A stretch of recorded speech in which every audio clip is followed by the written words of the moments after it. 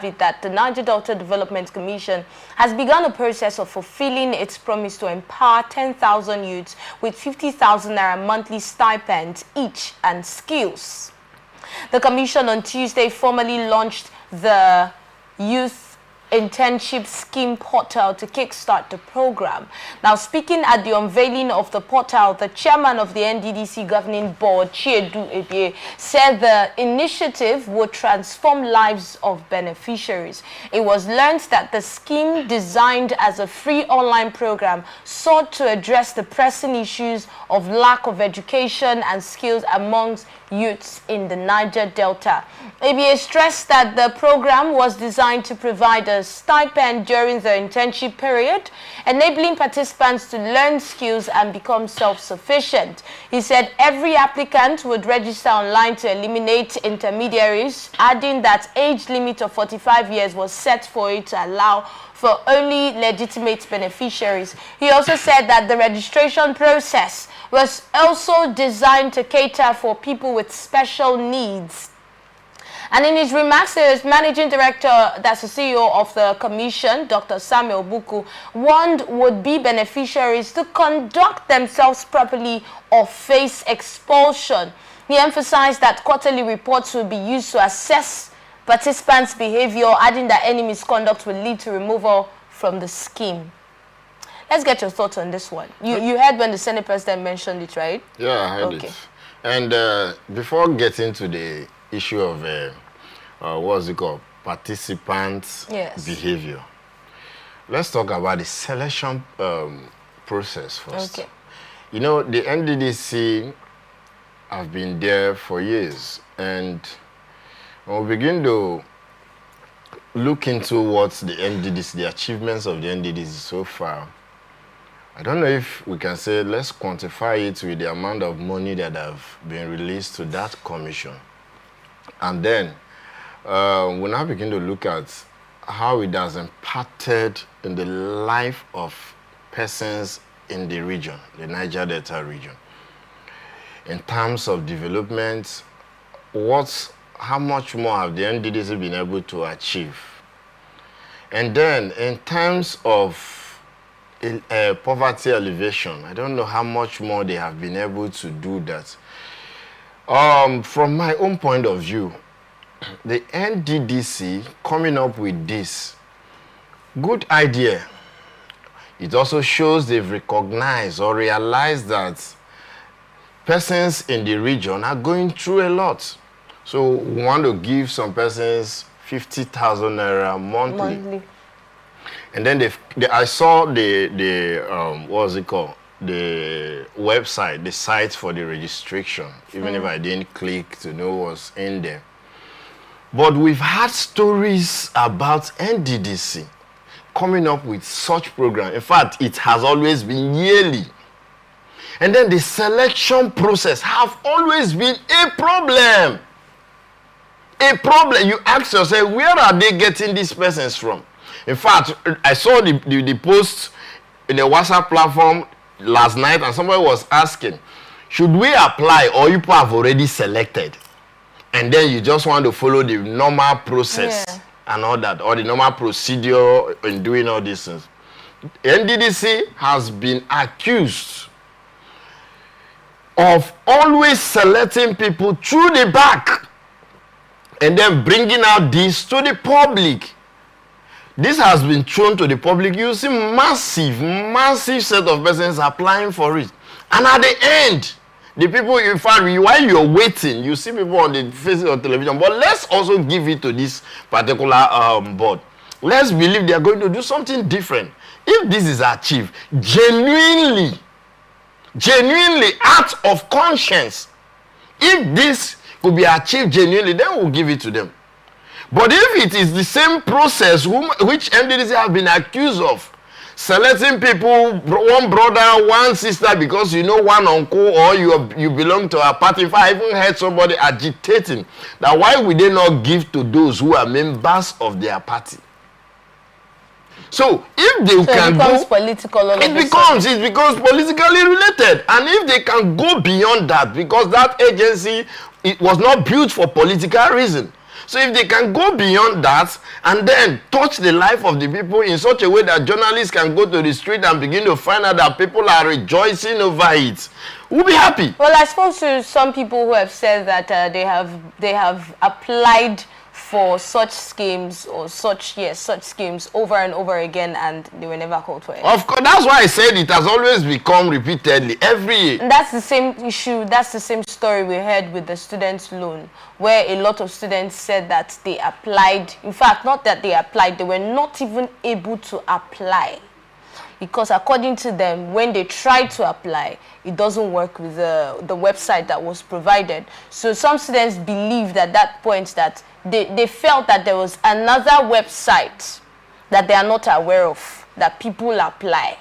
While this one that is made public, they're not able to, access it to even make their applications. But even though we hear that a lot of students have started receiving their funds with that, but how do we solve this problem? Because I just mentioned the student loan scheme. Now that's a federal scheme. Yes. And then down to the NDDC, where we still hear these accusations and complaints. First of all, to solve this issue, it means that first the leaders are saying or are realizing now that there are programs we can carry out to now impart on the life of the people. Why do you say they are realizing now? They are realizing, yeah, a lot of programs. We've had these programs ever since. Good.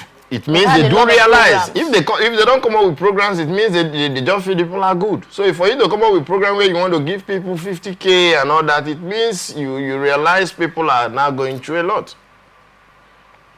So if you've realized this, why not to do what is right? It shows that God is ministering to the leaders. That the people are going through a lot. You need to help them. You need to save them. And then the devil in his own part is coming to say, no, do it this way, divert it from what is supposed to be. When you check some of these schemes and the complaints and accusations, if they are true, it turns out to be that it's still the Niger Delta people who are in charge of these affairs, talking about putting this scheme in place and making sure that it is successful. If that is the case, it means that it's still the Niger Delta people who are defavoring themselves now. Yeah, outside bad attitude, outside bad character. It also goes far to show how poverty has ravaged the Niger Delta region, because somebody with this opportunity want to see it as a means of making money for himself or herself. So once you grab it, you hold it, you see it as a way of turning your life around for good. So it goes far to show how deteriorating the people have been in Niger Delta area. Talking about the Niger Delta area and people of the Niger Delta, during the Senate President's speech, he made reference to this administration and how much this administration has done for the Niger Delta in the past 1 year. And he actually said that in his words that for the much that has been done for the Niger Delta people, he doesn't think anybody in the Niger Delta will want to stand up and say they want to protest. Okay. So let's get your analysis. Unfortunately, he didn't also mention the much that has been done, because it was during the time of Godswill Akpabio, the Senate President. It was during his time as the Minister of Niger Delta that he promised of completing the East-West Road. Is it completed?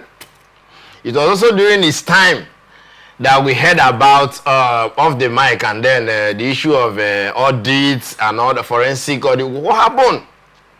What are the things?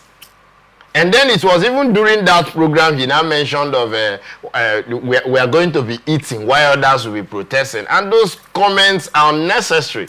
What are we eating? Since he left to Abuja after making that comment, what have we been eating?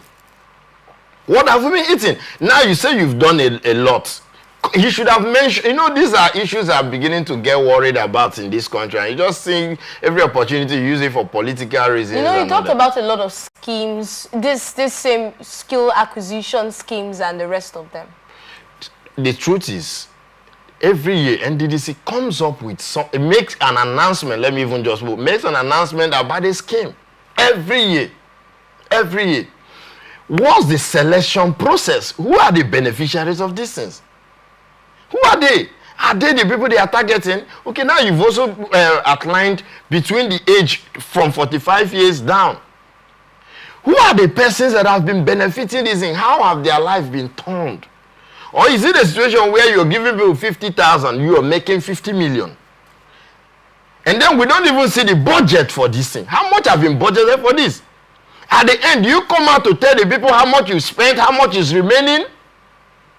So whose life have you been able to turn around? Okay, with the 50,000, and let's even start with something. It's unfortunate that we're even rejoicing with the payment of 50,000. It's unfortunate. At this level, the NDDC, at this level with the NDDC, we are still rejoicing that they want to start giving people 50,000. That is not up to minimum. That is not even up to minimum wage. How many persons can 50,000 turn their life around? Who becomes rich with 50,000 naira? But again, we've seen nothing. We've been seeing nothing. So let's take what we've seen. That's the situation we have in Niger Delta. So the Niger Delta, you should just take what they've seen. What are we going to do? The ones that have How much have we done? How much have we done? How much have we changed the things that we are seeing around us? What are we going to do? You protest, nothing happens. There was a time they were even protesting in NDDC. For how many days? What happened? What changed? What changed? Nobody is giving. Okay, the other time the Senate took over the process in NDDC. They wanted to interview some. In fact, there was a time an NDDC chairperson came out here and made a lot of revelation. Let's start with that. We wanted to change something. Somebody from Niger Delta, in fact, from River State, said a lot of things. And then what happened today? Who did they kill? Who did they even arrest? Arrest, not kill. No, I want to say, because I'm telling you, because nothing is happening. So, if you talk, no change. If you don't even talk, no change. It means people with conscience have to take over that board. Do we even have the unity to even speak? Are we speaking with one voice as the Niger Delta people? What's the voice we need? What we require is, okay, the voice is we want somebody who is going to represent us. Let's have one voice. But where there is no unity, or maybe probably there is no voice, and somebody is already occupying there, what stops the person from doing what is right? Or there are persons minding the business, minding the head of affair in the NDDC. What are they doing? Use your conscience. Ask yourself. Communities, and in fact, let's not even talk about communities. The LGAs in the NDDC, what are the impacts? Right now, we're talking about street light. Unfortunately, after how many years of NDDC, we are just rejoicing. Right now, we are rejoicing at what? Street light. It's just now we are rejoicing at street light. So, what are we even doing as a people? There was a time we started about road, NDDC road and all that. What happened? So we need to go beyond what we are celebrating. Those who are minding the NDDC, those who are even there, should understand that the level of vehicle they are driving is bigger than the achievement the people are getting. As long as I am concerned, there is the Constitution. There are laws. So it's not even about somebody who is in a place of leadership. Oh, why we start begging? Please do what you're supposed to do. There is the Constitution. We have laws. If he's not doing what he's supposed to do, there are steps that should be taken. There are things that should be done. And that's why I've said all the ones they've mentioned that they aren't doing what they are supposed to do. Let's say the allegations. Yes. Did they take anybody to court? Did they also come back to tell us, oh, we found out it's true, it's not true, or that? What happened? The Constitution, are they even following the NDDC Act? The NDDC Act on leadership and appointment, are they even following it? Go and check. You're a journalist. Go and find out the NDDC Act. Then the selection process. Okay, what you want to give people 50,000. After that, we clap, and that's gone for the year. How about those who are beyond the age of 45? How about the children? What are you giving to them? We hear of scholarship. Who are the people getting it? Even with the scholarship in some of these communities, you see here talks about some people's names being taken off and some families being exempted and some families, you still hear corruption playing out, even when, for instance, some of these oil companies want to give out scholarships. You see here corruption. That's why I asked earlier, the Niger Delta people, are we even speaking with one voice? Because it seems like you definitely find a bad egg somewhere trying to spoil maybe a scheme that is meant to benefit the people.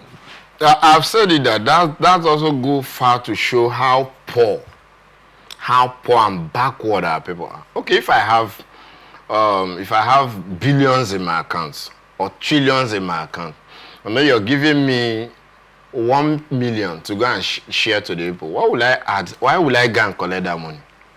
Outside bad character and bad attitude. I've always said, you know, there are some persons that they are so greedy that even with 10,000, they have millions. Even with 10,000, they want to collect it and make sure they see the people suffer. And nobody even understands that at the end, you're going nowhere with such those money. Hearing cases of people who can afford food double, and triple the times, you know, would still siphon or divert palliatives that are meant for the vulnerable. Exactly, like the things we had during before the NSAS and all that, where they were breaking storehouses and you were seeing people big in the house of big people, VIPs, stocking foods and all. In fact, even in this state, it happened. At the time during the electionary period, they now brought out the rice, those rice that were supposed to be distributed, and now they were now sharing it. It happened. Who was arrested? Did they arrest anybody? So I think there need to be a change of mindsets, especially in the Niger Delta region. There need to be those who are working in the NDDC, those who have business in the NDDC, those who have been placed there and all that. There should be a change of mindset. Let's begin to understand that this agency was created to touch the people. A lot is being taken away from the people. The agricultural sector is being affected. True. Different angles are being affected. People are breathing. Their livelihood. Yeah, are being affected. And then you have the responsibility to touch the life of these persons, and you're just there, utilizing it, eating alone, doing all the contract. In fact, some of them, if you see the contract they've awarded to themselves, you ask yourself, what's happening? And they still come back and then answer these big names. We still hear them, not knowing that a lot is happening there. Ordinarily, we are celebrating 50. Are we supposed to be celebrating 50,000 at this time?